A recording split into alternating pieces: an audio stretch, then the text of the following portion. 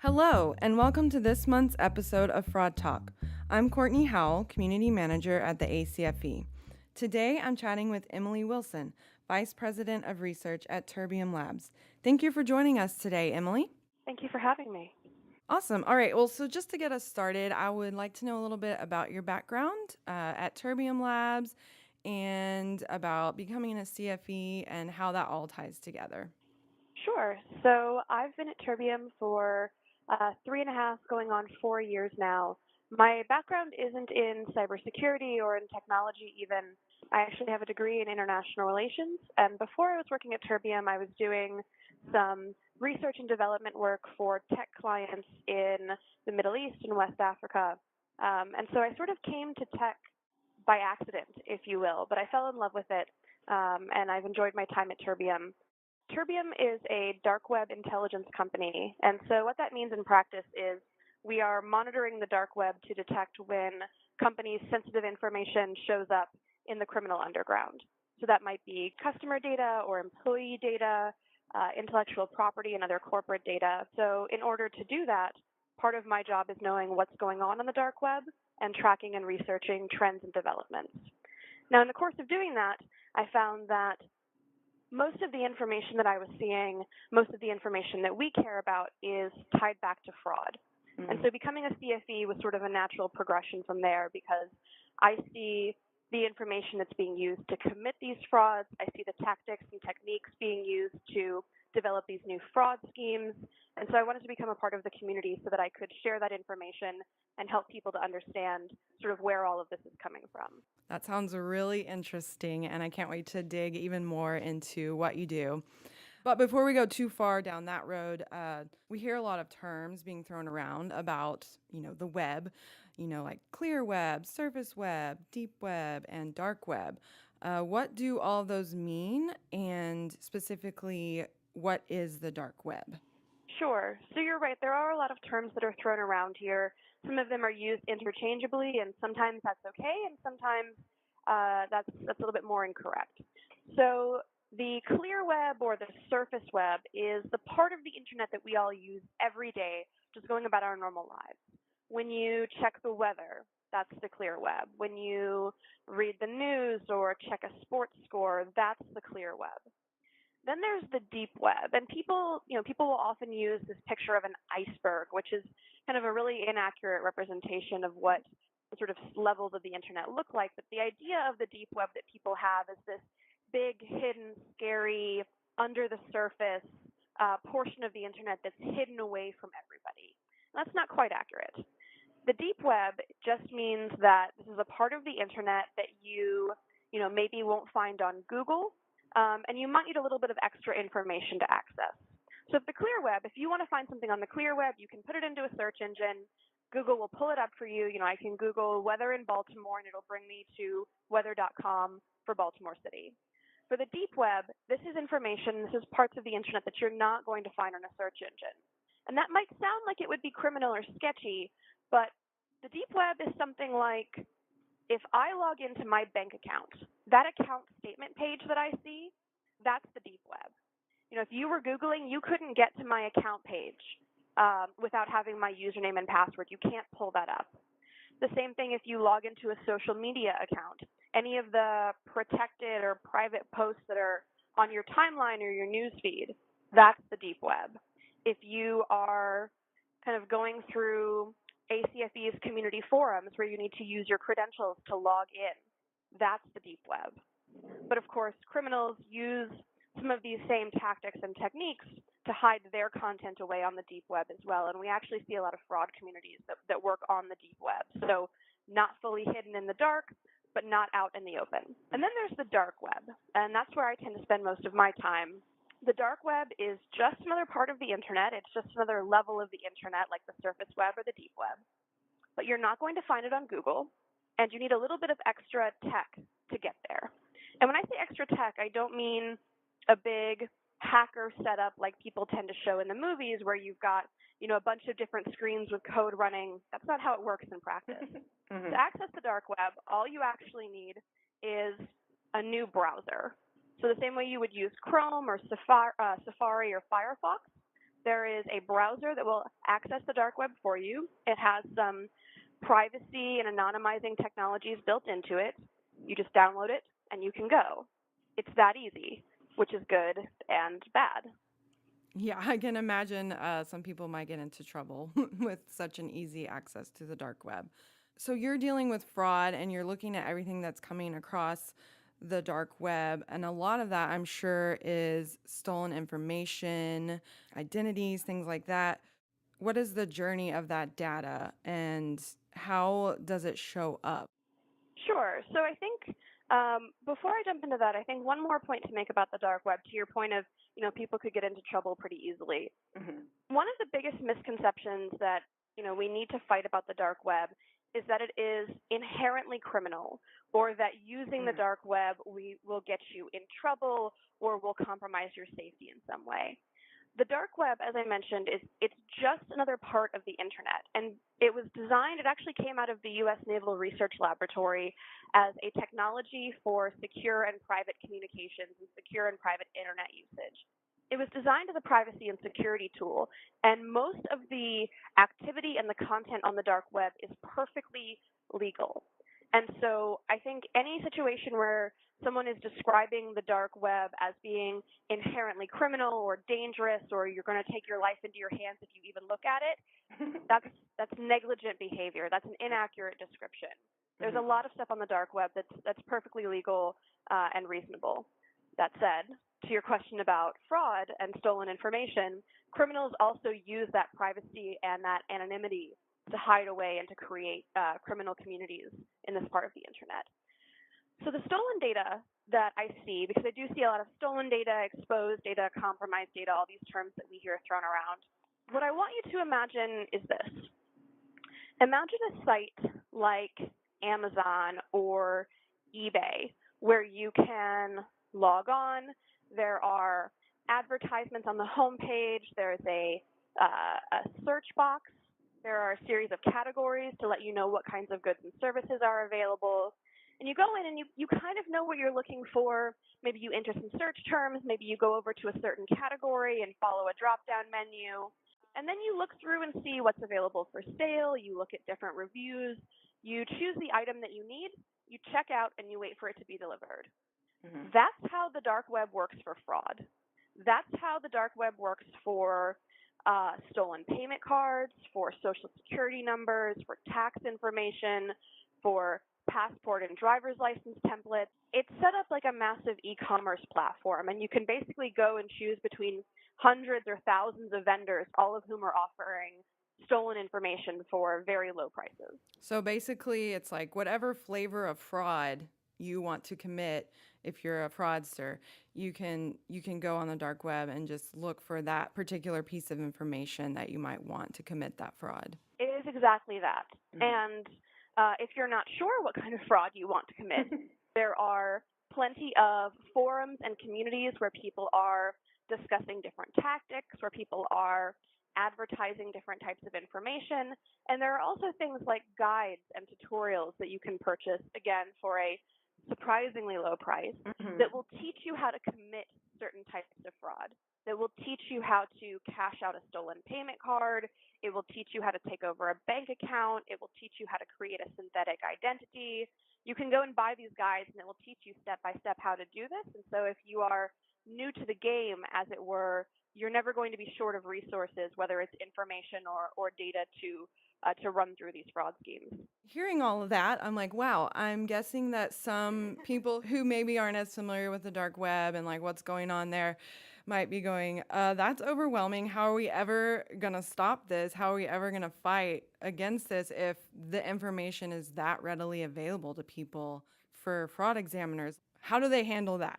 Sure, it is. It can be overwhelming, and I think one of the things that is important to me is making sure that people understand how it works and how easily information is available, because I think it changes our perspective of what it means to combat fraud, or it changes our perspective on what is important or sensitive. And so I think for fraud examiners, the thing that I want people to understand is that cybersecurity threats are real. Cybersecurity risks are real. These are things to be concerned about. but these same types of fraud that you have been battling or investigating your entire career, this is one of the source points for that information. This is one of the source points for those schemes. And so it's easy to be overwhelmed by it, but the important thing is to connect it back to the work that you're already doing. Understand it as a new tool or a new resource or a new mechanism for gathering data to commit different types of fraud, but plug it into the information that you already have. The other thing to keep in mind is that knowing that this type of information is out there and knowing that it's readily available and that people are, really becoming professionalized fraudsters and are really building up some automated fraud schemes, is it allows us to start to be a little bit more proactive in some of the digital fraud prevention as opposed to being reactive. If we know, for example, that payment card fraud is always going to be a problem. Financial institutions know that, fraud professionals know that. But if we know that a lot of the stolen payment cards that are being used to commit this type of fraudulent activity are for sale on the dark web, then we can begin to work a little bit further back in the supply chain of fraud, if you will, and not wait for this activity to happen, but begin to look at the information that's available and say, how can we start to identify this? How can we start to think about ways to take the information that's up on these marketplaces and use that to guide us in preventing this fraud or blocking this fraud before it happens, as opposed to trying to develop, even more nuanced reactive schemes. That kind of makes me think about what you were talking about earlier about it is negligent for people to say there's only criminal activity. That's like one side of the spectrum. And then the other side is it's totally fine. Just hop in there. There's nothing to worry about. So for someone who's never ventured into the dark web and they're just learning about it, what's your sort of advice for maybe dipping their toes, or how should someone go about learning how to get into the dark web? Yeah, definitely. So there are a lot of good resources out there. We certainly make a lot of educational materials available at Terbium Labs. It's a big part of what I do is making kind of context and educational information available about this for the public. There are also organizations like the Tor Project, T-O-R, the Tor Project. That's a group that's behind this dark web browser that I mentioned. They have a lot of good information and resources about accessing the dark web safely. I think the important thing for most fraud examiners who are going about the work that they are doing, you probably will never need to venture into the dark web yourself, specifically in search of a piece of data or a piece of information. It's going to be more important to understand when to call in an expert, when to call in maybe your technical teams, your cybersecurity teams, but more importantly, to understand the context of this, to understand the scope of the problem, to begin to piece together some of these discrete activities that you're seeing or these, patterns of behavior that you're seeing and think, is there a bigger problem here? Is this potentially connected to some of the crime syndicates that are operating out of these criminal communities? And so I think, there's not necessarily any harm in someone going and beginning to look around the dark web. You definitely want to take certain technical precautions. Most fraud examiners won't need to do it themselves, but I think understanding how it works and understanding what's out there is going to be a big leap forward in some of these fraud investigations.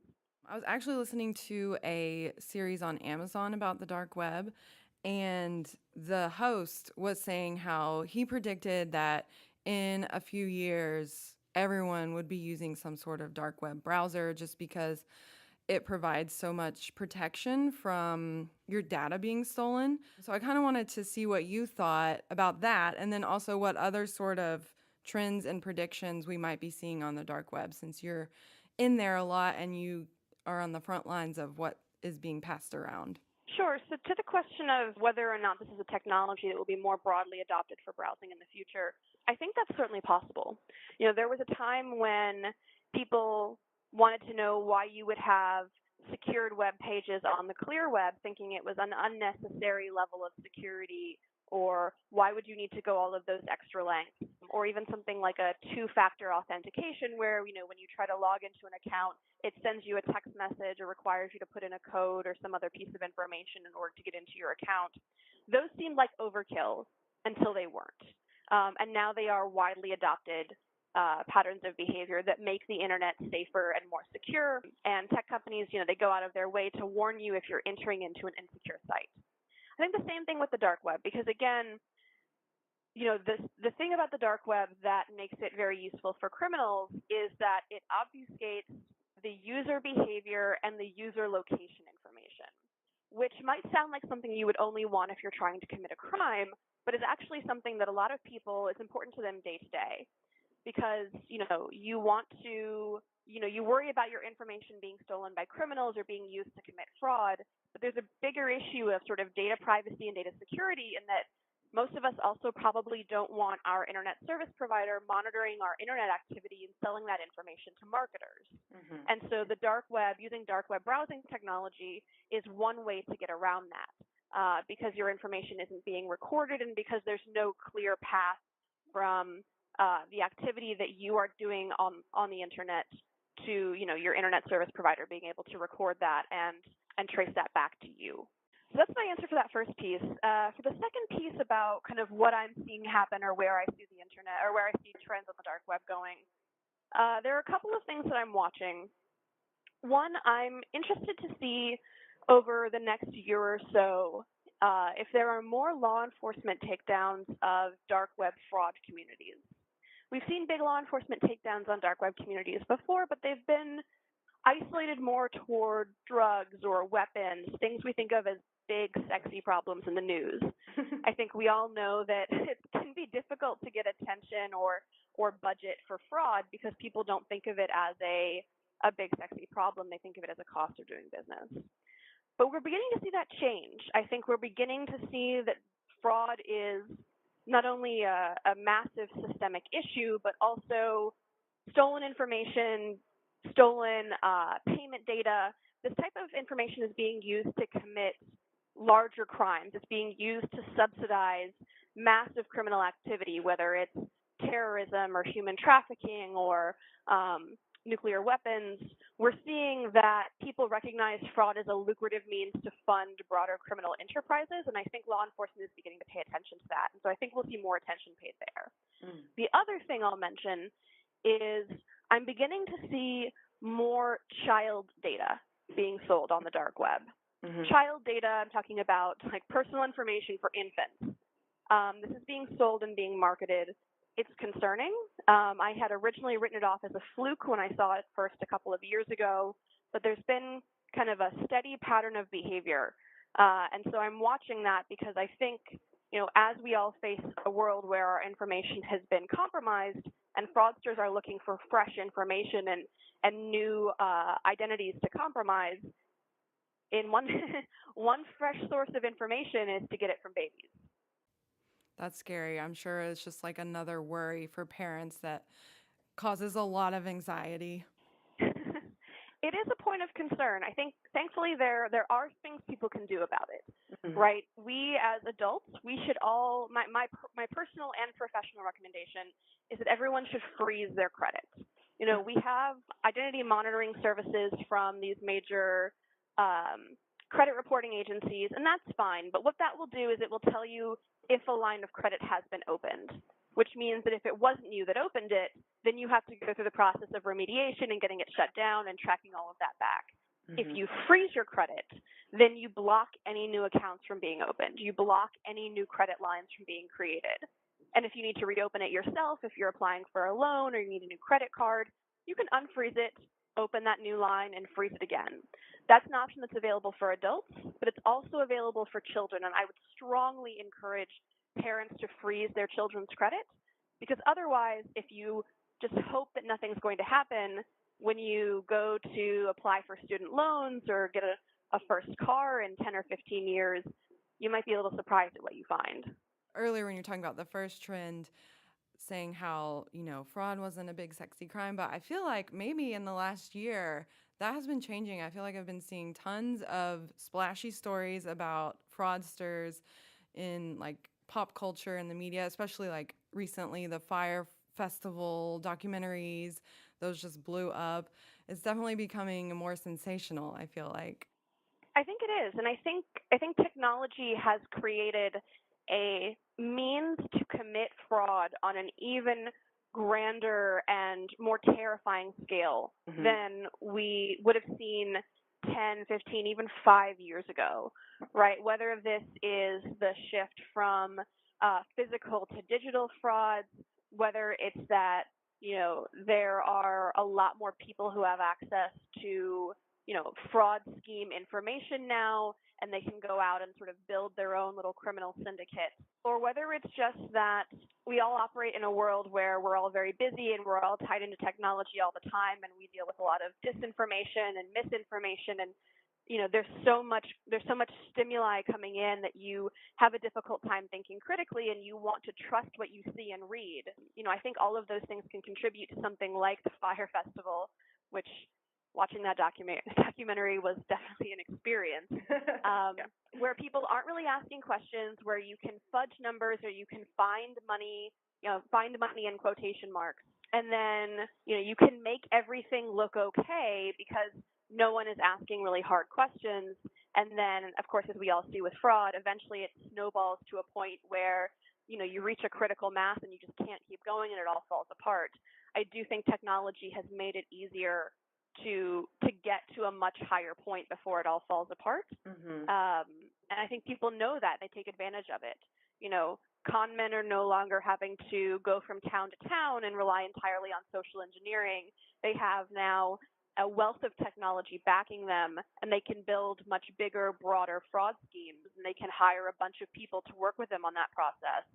And they can be, geolocated all over the world, and that makes it much harder to shut fraud down because you're not limited to just yourself and your own physical power. Wow, another overwhelming thing to consider. That actually brings me to the last thing I kind of wanted to touch on. I read an article that you wrote about the state of data and data security, and you were basically like, there's no hope that your data can be protected. It's going to get out there. So I kind of wanted to know if you could speak on that a little bit and kind of what your thoughts on that are and if there's any advice you have for people. Sure. So, yes, anyone who's spoken to me for more than a few minutes will know that I am a pragmatist at best about the future of data privacy. And the reason for that is twofold. One, we see time and again that data breaches are happening more frequently at a larger scale and having a much greater impact than they have in years past. It used to be that we were concerned when we saw a data breach that happened at all or that impacted a few thousand people or 100,000 people. We are now seeing frequent headlines about new data breaches that are impacting hundreds of millions, if not billions of people. And over time, that exposure compounds. And over time, eventually it's bad enough to have your email address or your email address and password exposed. Those are things you can change. Or if someone steals your credit card, the fraud is a problem, but the bank can shut it down and reissue it. But when it comes to things like lifetime data, which would be, your name, your social security number, your date of birth in combination with that, or your mother's maiden name. This kind of information, even address, people probably aren't going to sell their home because of fraud. Once this information is exposed, it's valuable for the rest of your life. It's valuable for decades to come. And there aren't a lot of ways that people can recoup that. You can't really undo that once it's exposed. So that's one side of the problem, is that, data exposure is inevitable. And we have to try to manage it as best we can, but there aren't a lot of tools for consumers to do anything about it at a personal level. The other side of it, and something that certainly concerns me in the work that I do, and I touched on this a little bit with the internet service providers recording information for marketing purposes, but we have these giant tech companies that we all rely on, that we have to rely on to interact and transact with the world. Even if you opt out of social media, most people cannot go entirely off of the grid and continue to interact in their daily lives, whether that's swiping your card at a grocery store, depositing a paycheck in your bank account, or using Google Maps to figure out how to get to a new location.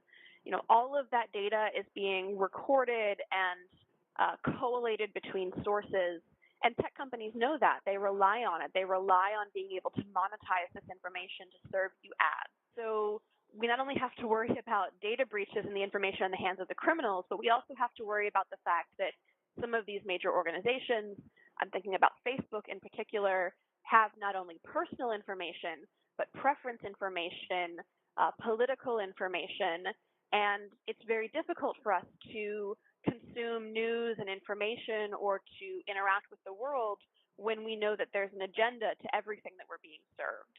Mm-hmm. And so I'm trying to find optimism for a path forward here where, you know, the future of data security is looking very grim and the future of data privacy is perhaps looking even grimmer. And there are no incentives for criminals or for tech companies to do anything differently. Dang. I wish I had a happier answer for you, but it's a real problem, and I'm hoping, you know, I think we are seeing, whether it's with GDPR, the General Data Privacy Regulation in Europe, where Facebook is now being served up some fines, or, you know, even in Congress, Maxine Waters a few months ago saying, you know, the thing with Equifax is not over, we're not done here, or even recently, you know, in the wake of the Yahoo data breach, which is still sort of being remediated, the judge saying, no, Yahoo, you can't make a blanket payment and decide that you are done making amends for this because we can't measure the impact yet, so we can't know what you owe people in damages. I think we are beginning to see people catch on to the broad impact of this issue, but it's sort of how much damage is going to be done before we have to try and backfill remedies. I don't know. I don't know, because again, the incentives are not there for criminals or for tech companies to do things any differently. Yeah, I was going to say that maybe the tiniest glimmer of optimism can be that I have noticed more people are growing aware of this problem, and maybe we don't have solutions yet, but at least there's a growing awareness. There is a growing awareness, and I think the other thing, and I think I touched on this in the article that you mentioned, the other thing that we have going for this is that we are all in this problem together. No one is immune from this issue, which is both very sobering, but it also means that it's not just you and me and some of the listeners who are experiencing this. It's everyone who's hearing this has a problem with this. This is, you know, everything from me and you to legislators and politicians to lobbyists to executives, you know, elementary school teachers to, you know, the deans of major universities. This is a worldwide problem, and eventually I think we are going to see enough fallout from people who are empowered to make changes here that they may have enough of a personal stake in the issue to begin to push through some developments that might result in greater privacy. That's sort of the only glimmer of hope that I have personally on this. Awesome. Well, thank you so much for speaking with us today. I feel like this was very illuminating. Well, thank you for having me. I really appreciate it. So if you enjoyed today's episode, Emily will be talking about the dark web at the 30th Annual ACFE Global Fraud Conference in Austin, Texas this coming June. Remember, you can find all episodes of Fraud Talk at acfe.com/podcast, on Apple Podcasts, Google Play, Spotify, or wherever you listen to podcasts. This is Courtney Howell signing off.